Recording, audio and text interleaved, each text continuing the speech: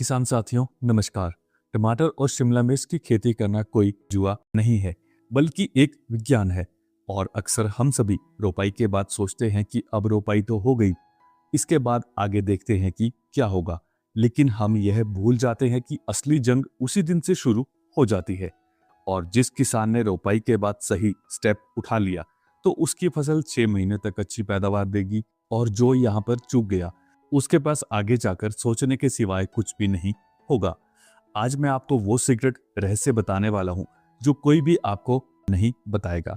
आज आप सभी जानेंगे कि रोपाई के बाद पहला काम क्या है, जिससे कीट और फंगस का खतरा जीरो हो जाएगा, क्योंकि यहीं से यह फिक्स होता है कि फसल 2 महीने चलेगी या फिर 6 महीने। साथियों, रोपाई के समय पौधा एक छोटे बच्चे के जैसा होता है और उसे नर्सरी के सुरक्षित माहौल से निकालकर खेती की सख्त मिट्टी और कड़ी धूप में छोड़ दिया जाता है। और इस समय पौधे की जड़ें बहुत ज्यादा कमजोर होती हैं। तो यहाँ पर छोटे पौधे को दो चीजों से सबसे ज्यादा खतरा होता है साथियों। पहला है मिट्टी का फंगस और दूसरा है रस चूसक और मिट्टी के अंदर जड़ों को काटने वाले कीट।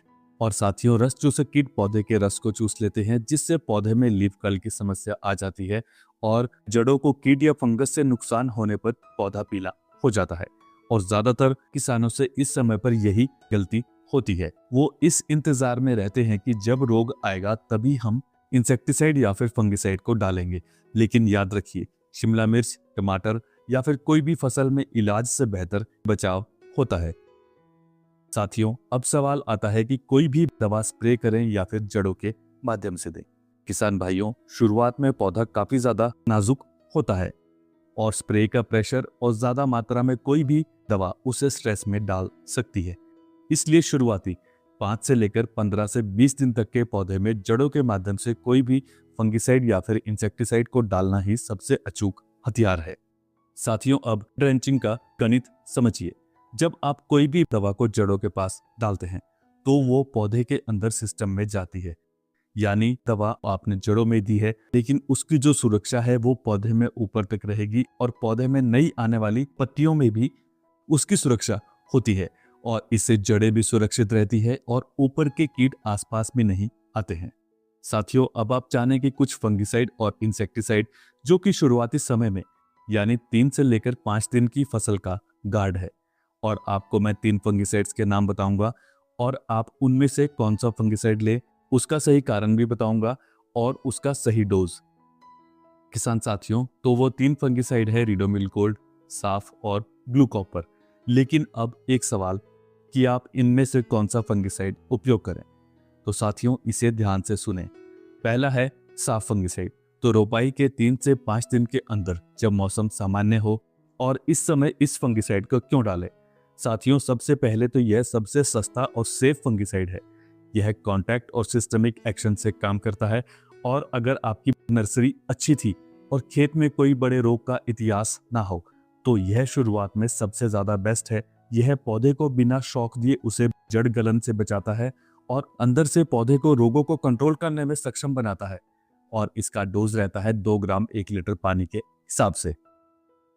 इसके बाद जो दूसरा फंगिसाइड है वो है रिडोमिल गोल्ड। अब इसे कब उपयोग करें।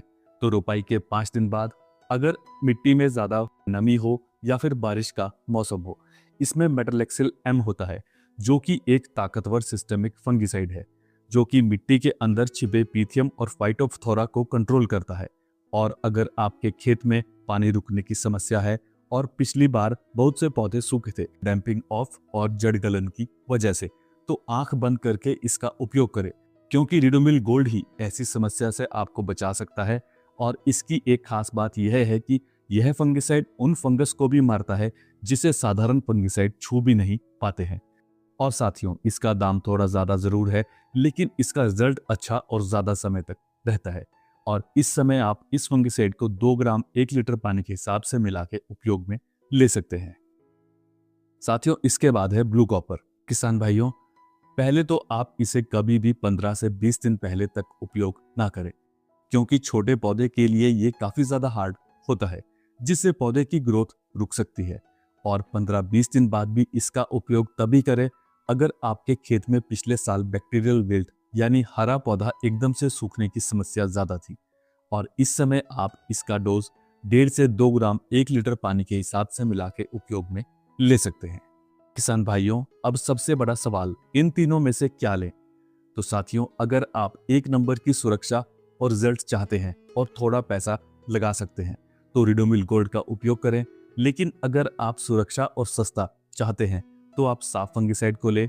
यह 5 दिन के पौधे के लिए सबसे सुरक्षित है और जड़ गलन को अच्छे से रोकता है। और साथियों, मेरा फाइनल सुझाव है आपके लिए, रिडोमिल गोल्ड को 2 ग्राम 1 लीटर पानी के हिसाब से जड़ों के माध्यम से उपयोग करें। अब साथियों, जानते हैं शुरुआती समय के लिए बेस्ट इंसेक्टिसाइड।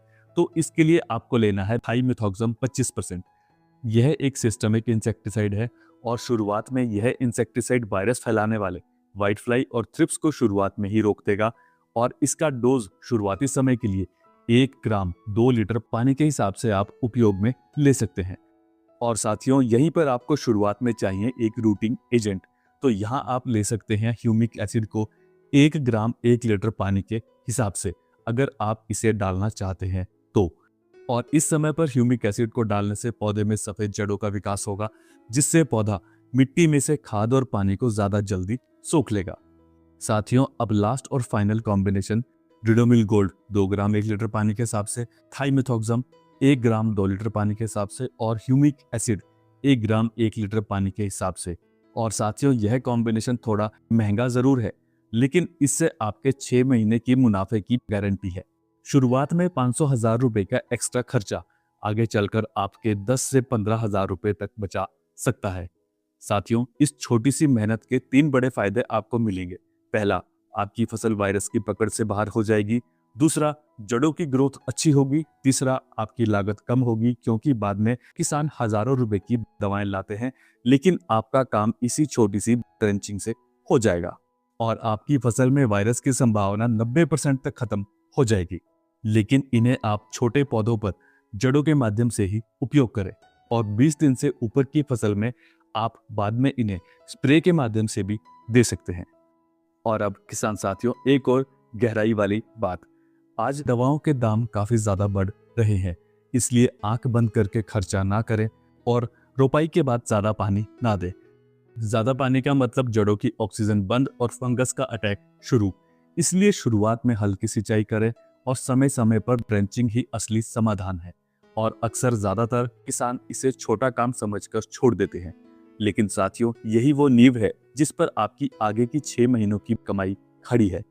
किसान साथियों, इस बार लापरवाही बिल्कुल भी ना करें, क्योंकि खेती एक विज्ञान है जिसे अगर आपने अच्छे से समझ लिया तो आपके संपूर्ण पौधे की ग्रोथ भी अच्छी होगी, फल भी अच्छे आएंगे और फसल ज्यादा समय तक आपका साथ देगी।